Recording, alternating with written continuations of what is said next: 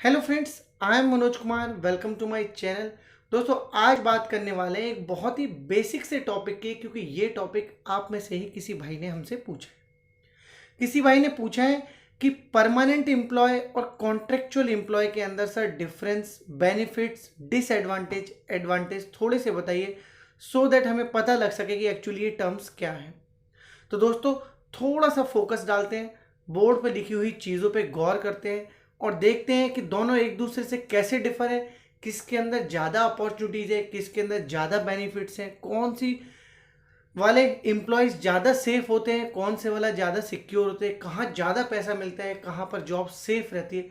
सारी की सारी चीज़ों पर आज इसी वीडियो के अंदर हम फोकस करने वाले हैं। तो एक बार बोर्ड पे चलते हैं, बोर्ड पे थोड़ा सा इन डिटेल इन टर्म्स को समझने की कोशिश करते हैं। दोस्तों, यहां लिखा हुआ मैंने कॉन्ट्रेक्चुअल एम्प्लॉय, यहां लिखा हुआ है परमानेंट एम्प्लॉय। सबसे पहले तो ये समझ लेते हैं कि परमानेंट को परमानेंट क्यों बोला जा रहा है, कॉन्ट्रेक्चुअल को कॉन्ट्रेक्चुअल क्यों है। दोस्तों, एक कंपनी है, लेट से ये बी कंपनी है, यहां पर एक एम्प्लॉय है जो काम करता है, ठीक है। अब बी कंपनी को कोई एक ऐसा काम करवाना है जिस काम को करने के लिए या तो उसकी कंपनी में एम्प्लॉय की स्ट्रेंथ कम है, या उसके जो कैंडिडेट्स हैं, जो एम्प्लॉयज हैं, वो कैपेबल नहीं है, या कोई नई टर्म और टेक्नोलॉजी आ गई है जिस पे उसको बाहर से किसी का सपोर्ट चाहिए। तो वो क्या करेगा, या तो ये जो बी कंपनी है ये अपने यहां पर उस पर्टिकुलर टेक्नोलॉजी का बंदा हायर करेगा अपने पेरोल पे। देखिए, ये भी यहां पे समझना चाहिए, टर्म आपके सामने नई नई आती रहेंगी। अपने पेरोल का मतलब कंपनी के पेरोल पे। कई बार ये पूछा जाता है कि आप पेरोल पे हो या थर्ड पार्टी हो, ऐसा कुछ टर्म आपके सामने कई बार आती है। तो या तो ये बी कंपनी उस नई टेक्नोलॉजी पे जिस पे काम करना है उसके लिए कोई बंदा हायर करेगी, बंदा हायर अपने ही पेरोल पर उसको एज ए एम्प्लॉय अपने ही यहां पर ज्वाइन करेगी, या फिर उसको पता है कि मेरे यहां पर बहुत सारे एम्प्लॉय पहले से ही है, मुझे एक कॉन्ट्रेक्चुअल बंदा चाहिए जो 5 महीने के लिए आ जाए, मेरा ये काम कर दे, उसके बाद जो मेरी एग्जिस्टिंग टीम है वो इसको मैनेज कर लेगी। तो वो क्या, बी कंपनी क्या करेगी, बी कंपनी ए कंपनी को कॉल करेगी, यहां से बात करेगी और अपनी उस टेक्नोलॉजी के लिए यहां से एक बंदा हायर करेगी।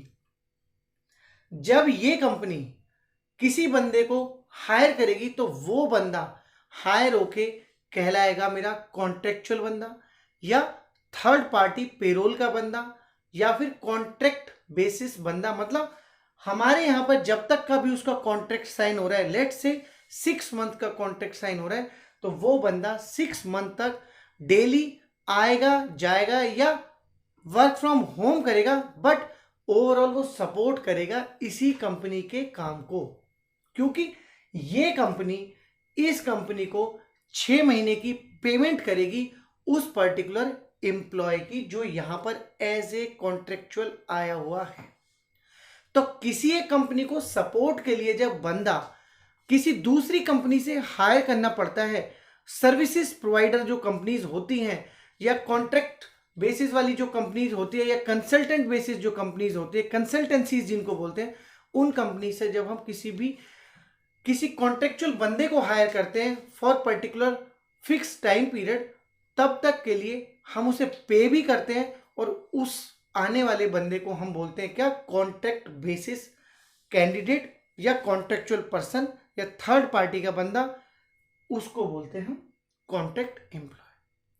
अब परमानेंट एम्प्लॉय कौन है, परमानेंट एम्प्लॉय वही है कि जिस कंपनी ने कॉन्ट्रैक्ट वाले बंदे को हायर किया है, उसी कंपनी में कोई बंदा कंपनी के पेरोल पे है, कंपनी के पेरोल पे बी कंपनी है, इसी का जो एम्प्लॉय है वो मेरा परमानेंट एम्प्लॉय है। ठीक है दोस्तों, ये टर्म उलट पलट भी हो सकती है। कैसे कि लेट से बी मेरी कॉन्ट्रैक्ट कंसल्टेंसी बेसिस कंपनी जरूर है, लेकिन अगर इसी को ही किसी काम के लिए किसी चीज की सपोर्ट की जरूरत पड़ गई, तो ये भी तो कोई बंदा कहीं से हायर करेगा, या तो ये भी कोई एम्प्लॉय लेगा, या ये भी किसी बंदे को एज ए थर्ड पार्टी अपने हायर करेगा। तो ये डिपेंड करता है कि कौन सी सोर्स मेरी कंपनी है, कौन सी डेस्टिनेशन कंपनी है, कौन मेरा परमानेंट होने वाला है, कौन मेरा थर्ड पार्टी या कॉन्ट्रेक्चुअल होने वाला है। तो कॉन्ट्रेक्चुअल और थर्ड पार्टी तो मैं इजीली समझ गया।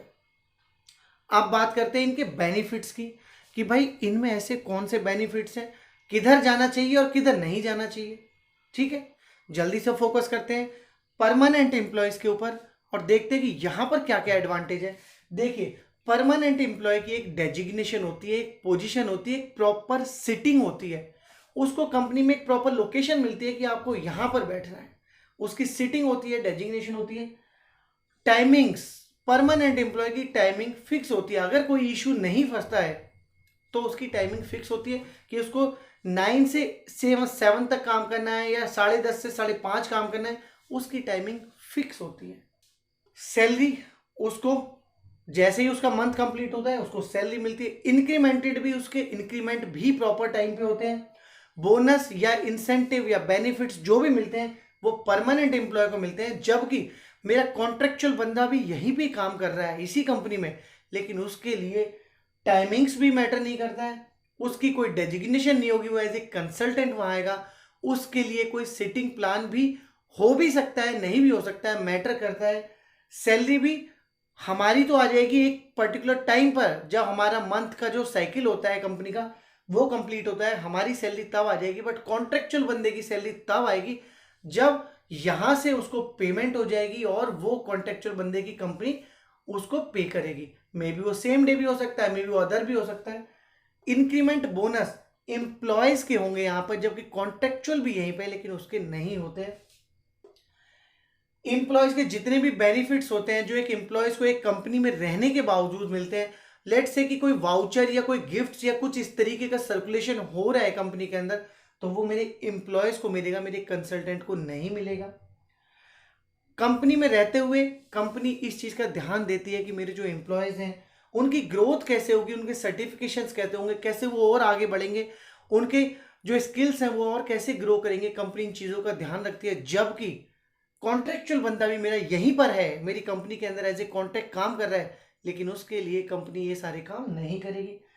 फुल टाइम एंगेजमेंट, जो मेरा एम्प्लॉय होता है वो 10 to 6 आता है, उसकी फुल टाइम एंगेजमेंट होती है, नहीं भी होती है तो भी उसका जो टाइमिंग है, जो उसका क्लॉक है वो चलता रहता है कि 10 to 6 उसे काम करना है और वो ऑफिस में है, तो उसका फुल टाइम एंगेजमेंट रहता है। जबकि इसके वाइस वर्सा कॉन्ट्रेक्चुअल बंदे की बात करें, कॉन्ट्रेक्चुअल के सामने टाइमिंग की बात करें तो उसका टाइम कोई फिक्स नहीं होता है। अगर उसको कोई काम दे दिया गया है, भले ही उसके ऑफिस आवर्स खत्म हो गए, लेकिन उसके बावजूद भी कॉन्ट्रेक्चुअल बंदा वहां पे काम करेगा।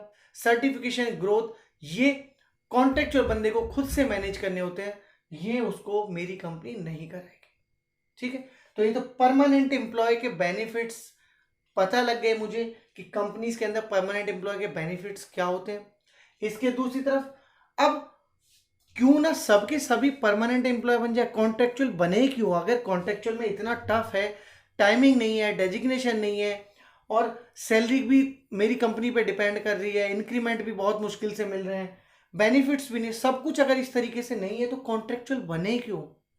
दोस्तों, कॉन्ट्रेक्चुअल बंदे के अपने खुद के बहुत सारे बेनिफिट्स होते हैं।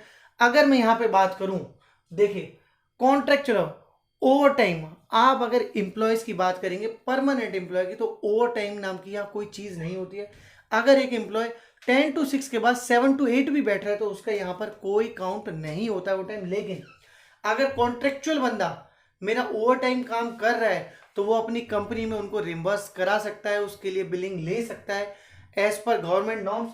जितने भी लेबर के अंदर जो कॉन्ट्रेक्चुअल जो लॉज आते हैं उसके अंतर्गत वो ओवर टाइम के पैसे ले सकता है। फास्ट जॉब फाइंडर, मैं आपको एक चीज यहां पे बिल्कुल क्लियर कर दूं कि जितने भी मेरे कंसल्टेंट मेरे भाई लोग हैं, क्योंकि मैंने भी कंसल्टेंसी में कई साल काम किया है, तो कंसल्टेंसी के अपने इतने बड़े एडवांटेज होते हैं जिनको नजरअंदाज हम नहीं कर सकते हैं। लाइक एक बंदा आज 6 महीने के लिए यहां काम कर रहा है, जो यहां का एम्प्लॉय था, फिर 6 महीने बाद उसका प्रोजेक्ट चेंज हो गया, उसने किसी दूसरी टेक्नोलॉजी पे काम किया, फिर साल भर बाद उसे किसी और कंट्री का प्रोजेक्ट मिल गया, फिर अगले 1 साल में उसको दूसरा प्रोजेक्ट मिल गया। तो कॉन्ट्रेक्चुअल बंदे को बहुत अच्छा एक्सपोजर होता है, बहुत अच्छी नॉलेज होती है अगर वो अपने आप को इनहेंस करता जा रहा है।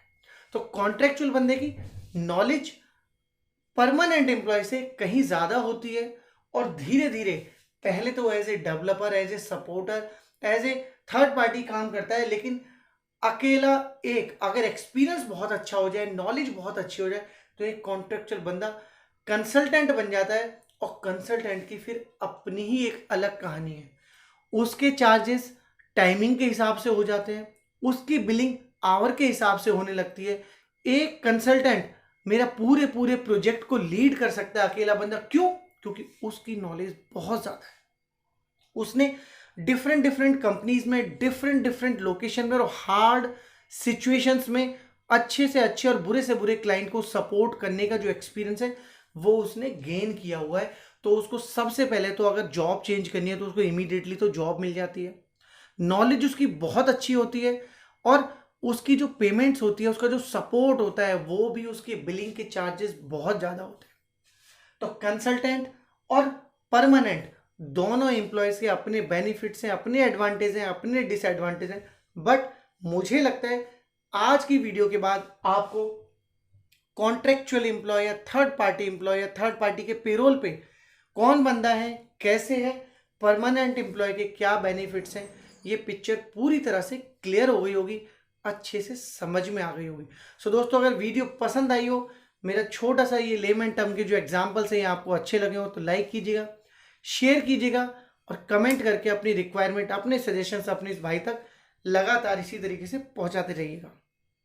फिर से मुलाकात होगी नए कंसेप्ट के साथ, नए वीडियो में। तब तक के लिए थैंक यू सो मच।